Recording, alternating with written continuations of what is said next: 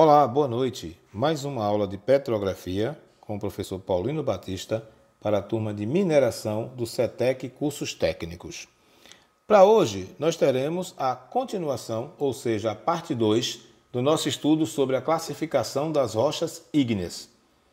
Nós vimos a primeira parte na aula 7 e agora na aula 8 nós veremos a segunda parte da classificação das rochas ígneas. Mas antes da classificação das rochas ígneas, vamos entender onde nós paramos na última aula. Na nossa última aula, o professor estava falando sobre os critérios texturais das rochas ígneas. E é simples, esses critérios texturais eles se dividem em três partes. A cristalinidade, a granulometria, que foi falado na última aula, e hoje eu começo falando da homogeneidade granulométrica.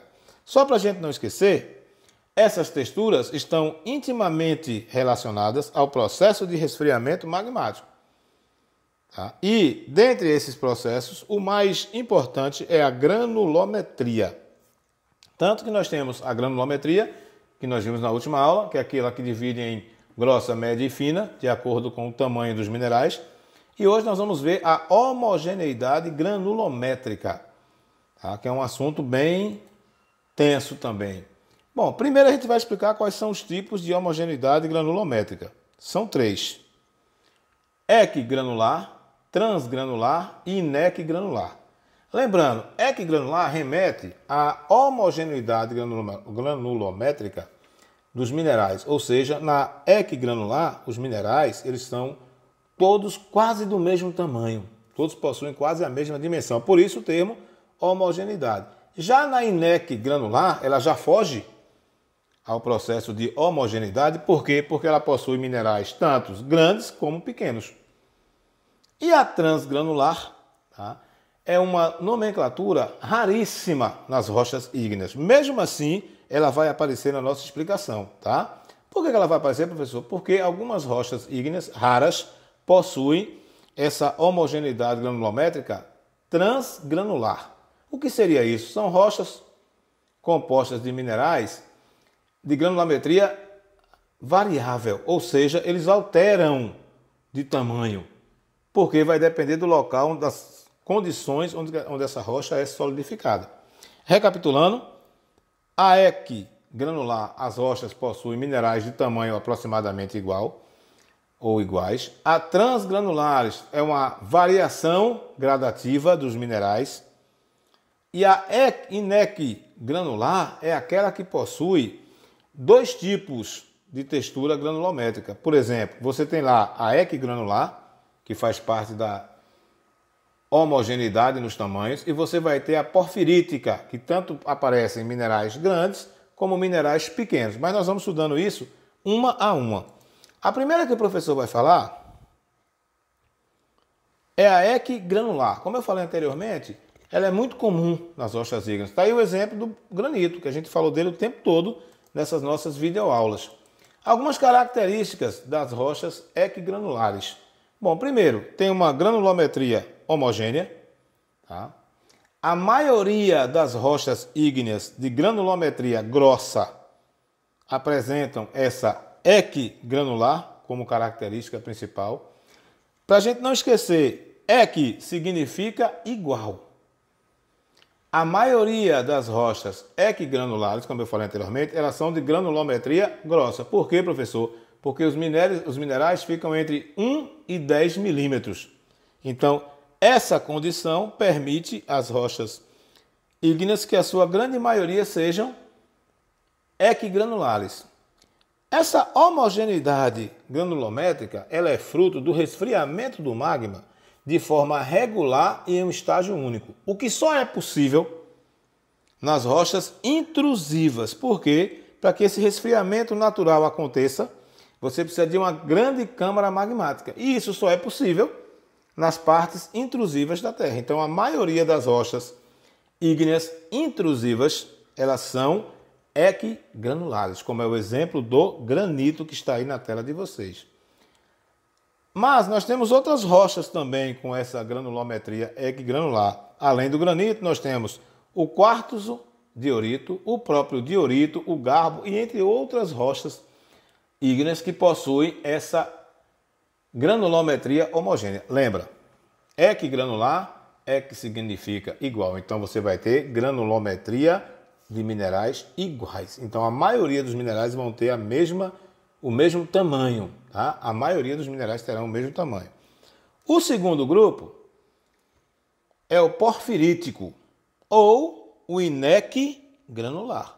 Tanto faz porfirítico como INEC granular. Por quê? Porque, como eu falei anteriormente, o INEC granular ele vai ter duas granulometrias, tá? Que a gente vai estudar agora, falando da porfirítica. Bom, primeiro passo. É uma rocha constituída de minerais com duas granulometrias, como eu falei anteriormente, grandes e pequenos. Eu tanto posso ter minerais grandes como minerais de granulometria pequena. Segunda característica, os minerais grandes, eles são denominados fenocristais, guarda isso. Os minerais grandes também são menos comuns, eles são denominados fenocristais. Já os minerais pequenos, que constituem a maioria dessas rochas porfiríticas, eles são chamados de massa fundamental. Professor, por que o nome é massa? Porque vem do magma pastoso, lembra? Então eles são chamados de massa fundamental. O termo pórfiro corresponde ao grão de mineral destacadamente grande em relação aos outros. É porque ele chama a atenção. Pórfiro é aquele mineral que vai chamar a atenção no meio dos outros minerais por conta do seu tamanho. Então, a pórfiro remete a tamanho, principalmente grande, né?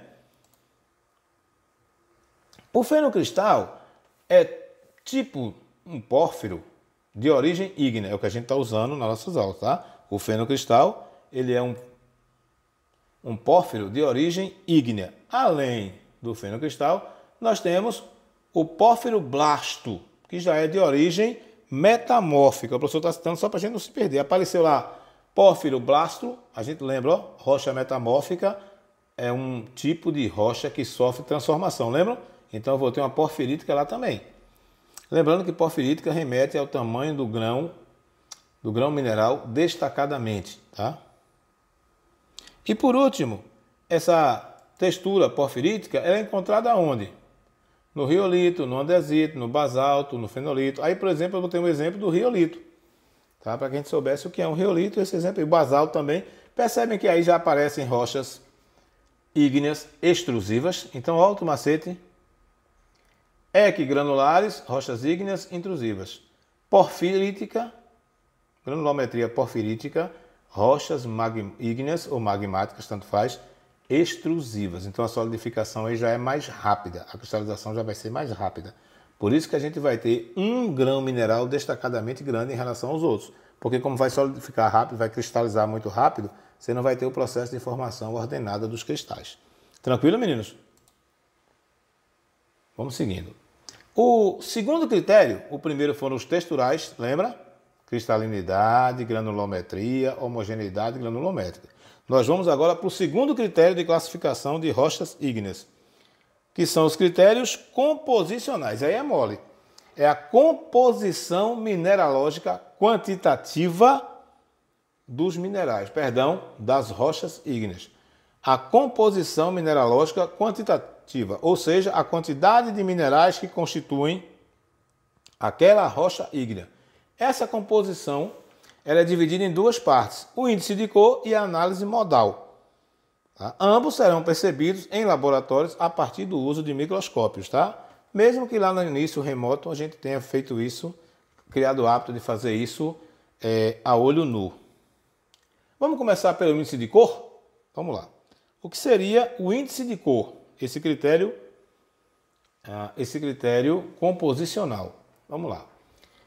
O índice de cor. O mineral constituinte de rochas ígneas é classificado por meio de diafaneidade microscópica. O que é isso? Que termo difícil. Diafaneidade microscópica. É só o grau de transparência do mineral. Tá? Então, essa diafaneidade microscópica, é o grau de transparência desse mineral. E ele é avaliado em três categorias, bem simples. Bota um nome complicado, diafaneidade microscópica, e na verdade a gente está falando de transparência do mineral.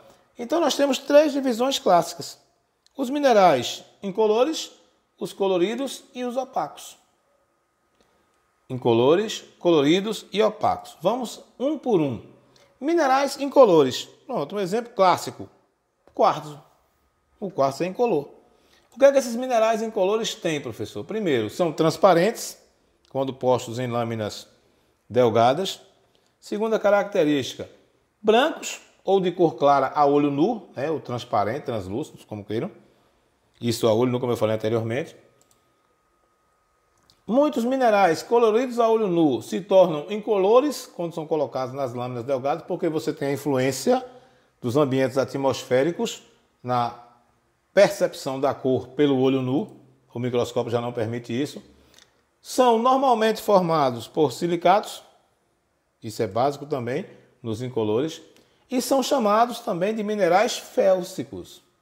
Os minerais félsicos são os minerais incolores. Tá? Alguns exemplos, além do quartzo, feldespato alcalino é um exemplo. Os feldespatos, eles fazem parte também desses minerais incolores. Vamos recapitular? Minerais incolores, eles são transparentes em lâminas delgadas, mas eles têm uma cor branca ou clara, ou até mesmo coloridos a olho nu, mas quando você coloca nas lâminas delgadas para você analisar, você percebe que eles são incolores. São normalmente silicatos, formados por silicatos, chamados de minerais félsicos. Podemos seguir, né? Segundo grupo, minerais coloridos. Tá? Os minerais coloridos, como essa olivina, que aí se encontra, lindíssima, verde, né? Lembra muito a esmeralda. Bom, minerais coloridos, translúcidos em lâminas delgadas e de cor escura a olho nu. Normalmente, de novo, ó, são silicatos, são chamados de minerais márficos. Os incolores são os félsicos, os coloridos são os márficos. Exemplos, nós temos a olivina e a biotita, desses minerais coloridos, que são belíssimos também, né? Mas lembrando que esse colorido só é percebido nas lâminas delgadas. O terceiro grande grupo, eu trago um minério que a gente conhece muito, né, que são os opacos. Aí nós temos o ouro de tolo, tá? O conhecido ouro de tolo. Quais são as características dos minerais opacos? Para além da pirita, né? O chamado ouro de tolo, que eu acho que a maioria aqui conhece. O ouro de tolo. A galera até brinca em Jacobina que o nosso ouro é pirita, né? Porque a gente não vê, mas lógico que nós temos ouro aqui em grande quantidade. Vamos lá. Minerais opacos, para além da pirita. Bom, mesmo nas lâminas, eles possuem frequentemente um brilho metálico. Tá? Mesmo que eles sejam opacos nas lâminas, eles têm um brilho metálico. Quimicamente são óxidos, sulfatos ou hidróxidos de metais pesados. Os exemplos mais fortes dos minerais opacos, a magnetita, é um exemplo fortíssimo, e a pirita, como o professor falou anteriormente. Mas nós temos também a ilmenita, que é lindíssima. São minerais, isso é fácil, né? Os opacos são minerais com brilho metálico a olho nu de novo, né? Mas quando você coloca nas lâminas delgadas, você percebe que eles são opacos. O segundo critério de classificação quanto à composição é a análise modal. Aí vamos fazer uma pausa. O que seria essa análise modal? É uma análise feita para determinar a abundância relativa em volume do mineral constituinte da rocha ígnea. Então você vai separando as partes, as laminazinhas das rochas ígneas, para que elas passem por um processo de análise e que você determine a abundância relativa de cada mineral que constitui aquela rocha. Vamos colocar isso por menores. Análise modal. Para realizar a classificação quantitativa, é necessário determinar a abundância relativa em volume de cada mineral constituinte da rocha ígnea. A porcentagem volumétrica dos minerais constituintes é denominada quantidade modal, ou simplesmente modal. O processo para essa determinação é chamado de análise. Ela é realizada normalmente por meio petrográfico, utilizando as lâminas delgadas. Como eu falei anteriormente, você fatia a rocha, você fatia a rocha em lâminas menores, que vão ser observadas para daí você retirar a quantidade de mineral de cada rocha.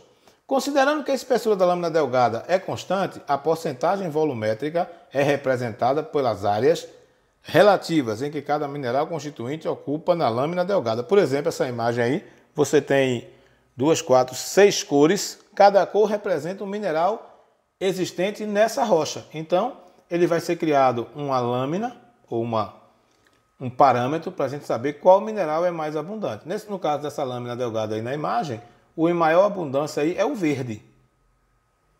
Aí você percebe que ele tem a coluna à direita aí mais concentrada, então seria a maior quantidade. Bom, a análise modal ela se subdivide em duas fases. A semi-quantitativa e a quantitativa. Vamos ver primeiro a semi-quantitativa. Análise modal semi-quantitativa. Bom, é simples.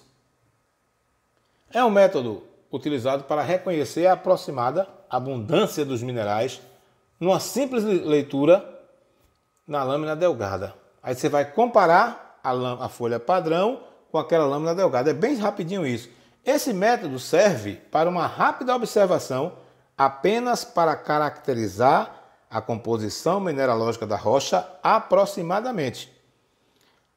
A precisão nesse sistema semi-quantitativo, ele gira em torno de 5%. Logo, com esse percentual baixo, de apenas 5%, esse método ele não pode ser utilizado para classificação de rochas para fins de pesquisa científica. Então deixa claro, a semi-quantitativa é apenas para uma caracterização aproximada, uma questão rápida. Tanto que ela é feita em 30 minutos. Tá? O que você vai fazer? Você vai pegar uma lâmina, observa no microscópio, põe na lâmina delgada, né? Observa, compara com uma folha padrão, e aí você consegue uma caracterização mais aproximada da composição mineralógica.